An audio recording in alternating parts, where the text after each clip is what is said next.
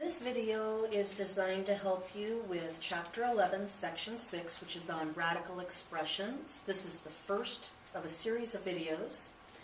The key things we need to remember is that we will need to remove all perfect square factors. You can leave no fractions inside of the radical, and radicals cannot stay in the denominator of a fraction. Remember, D for down, the down or the bottom of a fraction. So some key facts that you need to learn are that the square root of x squared is the same as the absolute value of x. Most teachers are just going to have you write that it's x. The square root of x cubed is x times the square root of x, and that's because x cubed is the same as x times x squared, so the square root of this x is what's here, and the square root of x squared is the x that is outside.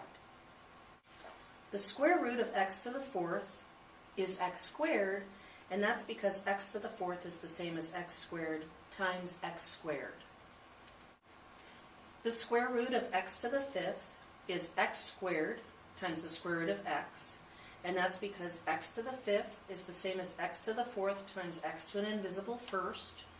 The square root of this x is what's here, and remember that the square root of x to the fourth is x squared. The square root of x to the sixth is the absolute value of x to the third, which again, most of your teachers are going to accept as simply being x to the third. The fraction 9/16, taking its square root, I recognize that this does not reduce nicely, but both of these numbers are perfect squares. So if I take the square root of 9 and the square root of 16, this simplifies very nicely to the fraction 3/4. It would be a good idea for you to memorize the list of perfect squares or know how to create them. 1, 4, 9, 16, 25, 36, 49, 64, 81, 100, 121, 144, 169, 196, and 225.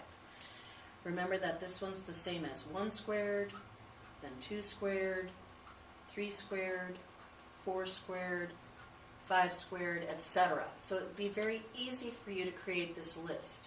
But this list is important.